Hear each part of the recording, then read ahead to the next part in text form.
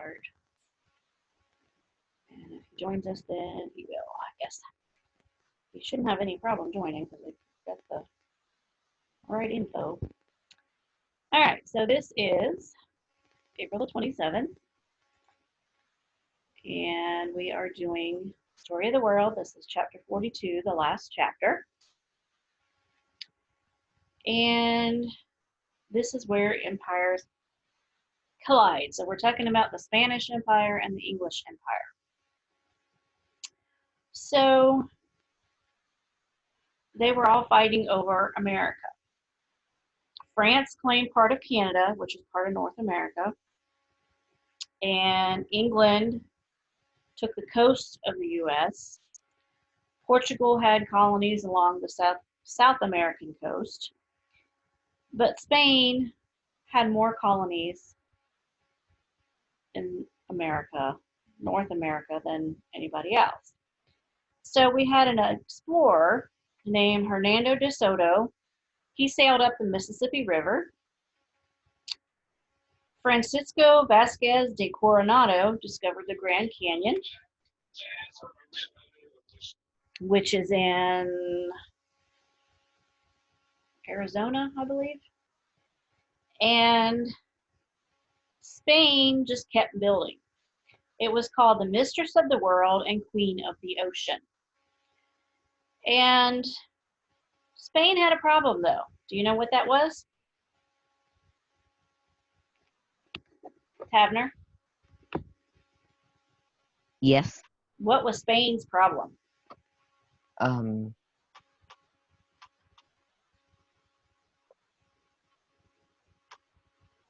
Spain's problem from what? From what? Why couldn't they take over more of North America? What kept getting in their way, or who kept getting in their way? I forgot. England. Oh. They kept. Wait, we're doing number 39 right now? Chapter 42. Oh. Yep. Did we skip a couple?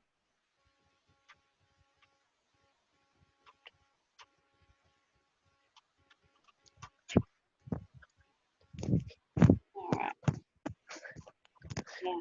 Isaac didn't get on even with the right information. So I don't know. So I'm recording. Anyway, so English adventurers kept getting in the way of Spain. And so there were so many problems, and that's going to lead to the biggest sea battle of all times. Philip, he was the king of Spain. And remember, at one time, he was king of Spain, and he was king of England at the same time, because he married Elizabeth's sister, Mary, and that gave him king of England status. And then 2 years later, after she died, before she died, he inherited the throne of Spain because he was, Spanish. So Mary died, and then Elizabeth got the English crown, and he wanted to marry her because he wanted to be the king of England again. And she's like, no, not doing it. So he said, well, I'm just going to have to deal. I'm just going to have to be the king of Spain, and that's it. So he didn't really need to be king of England anyway, because his empire of Spain was having so much trouble. It was big, and he couldn't run it properly. And he kept getting messed up and upset because the English ships kept going into Spanish waters. And there were pirates coming in and stealing things off their ships and causing problems. The English traders were making money by selling slaves to the West Indies, and the explorers kept trying to come in North America, and Philip wanted that land for himself. So finally, Philip got upset, and he said, all right, Elizabeth, you need to keep your English ships out of my water in Spain, or in the Spanish area. And if you don't, then Spain's going to declare war on England. Well, she didn't want a war, and she didn't know if England was strong enough to defeat them or not.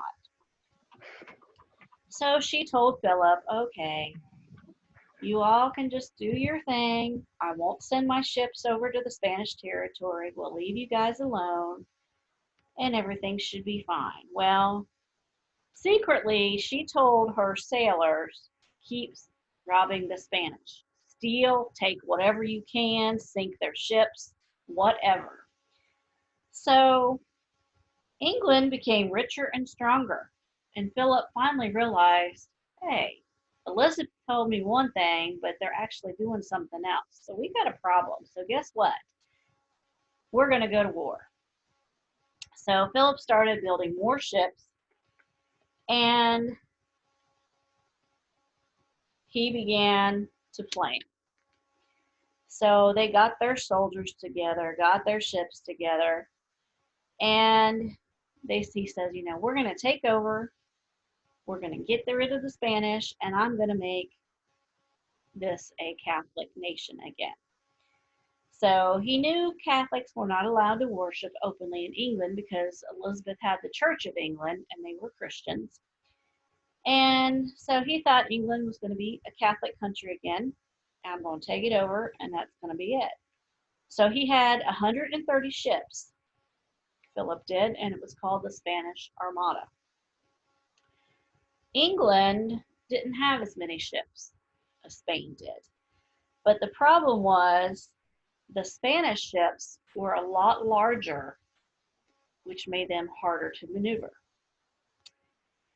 And the ships that they had, some of them, they had rower men down in the bottom in the galley part, and they would row the ship. So they were very hard to maneuver. And I've got a picture.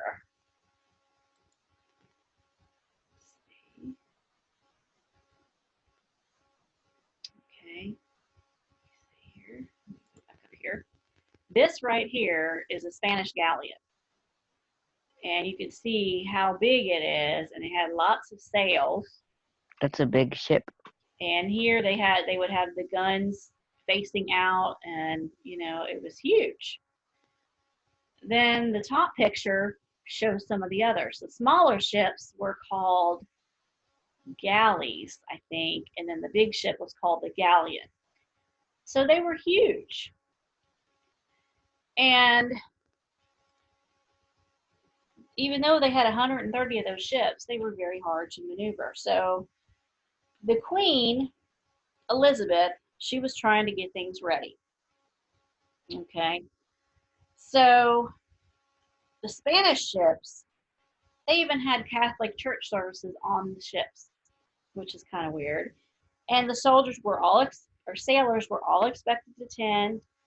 They couldn't swear, no cuss words. Even when they were fighting in a battle, they were not allowed to swear. So Philip wanted a holy army for his Spanish army. They were supposed to act like Christians even though they were going to go to war. So England, Queen Elizabeth put her cousin, Lord Howard, in charge of the English Navy. But she had Sir Francis Drake become second in command. And even though the ships, when they came upon each other, the English ships were smaller, okay?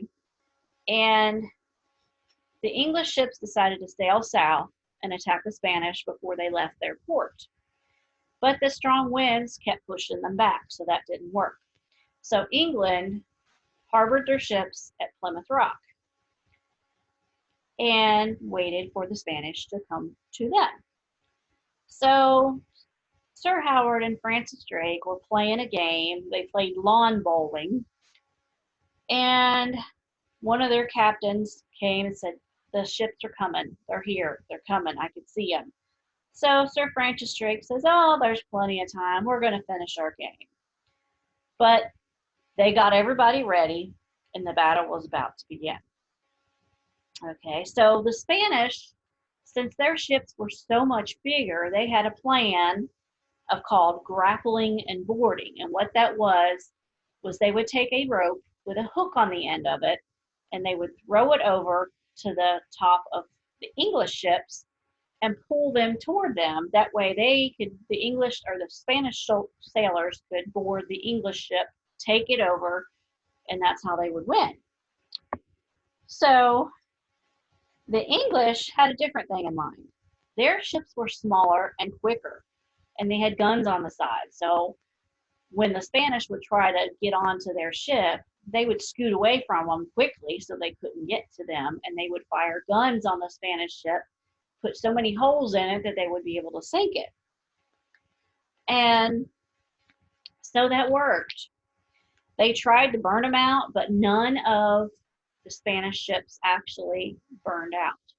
And a lot of them ended up retreating.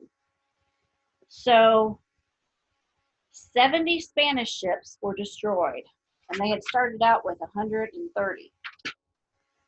Okay, so 20,000 Spanish soldiers had been killed. So Spain had been defeated, and that was called the Spanish Armada, and that was in 1588. Okay, so that changed Spain and England forever. Spain was still a powerful country, but it would never be quite as strong. So the English Empire began to grow more after that. Okay, so as we've gone through this whole book,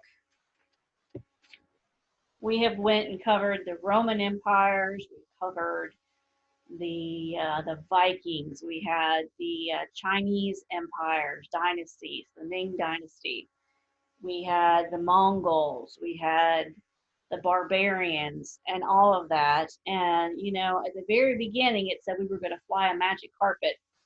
Well, by the end, people were traveling by ship, and there was so many things that had changed from back in the Roman Empire up until this point. You know, America had been discovered. We had the colony of Roanoke. We had the Spanish Armada.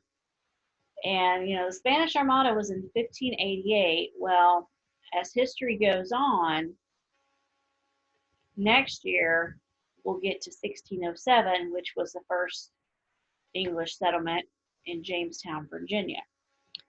So we'll learn about that. And I've traced my family roots all the way back to the Jamestown colony. And one of my mom's relatives lived in the first brick house in Jamestown. I've actually been to Jamestown, and that's pretty cool. And, you know, I love history. It's one of my favorite subjects. And I was looking at some of the facts about the Spanish Armada. And when I was in high school, I had to do a report on the Spanish Armada. And one of the things was, you know, none of the Spanish ships actually got burned, but they also had something called cut and run. And I don't know if you've ever heard that before, but sometimes people say we're just going to cut and run. Well, that was a literal thing that they did. They would cut their anchor line and take off. So they left the anchor behind and they would just run off. So that was a literal thing that they did back then. So Sir Francis Drake was one of the main dudes that took over, you know, with England. And Queen Elizabeth really thought a lot of him and everything, but that's pretty neat. Do you have anything to add or any questions or anything? Nope. Nope. Okay. Have you gotten any of your tests finished? Not the newest one. Okay. Okay. When you get those all done, you know, just take a picture of them and email them to me or text them to me or, you know, however you want to do it. Okay. And so we just have the last chapter test here. And this is the last class. What test is it? 42. 42? Mm-hmm. Okay. Yeah. So I can't think of anything else really.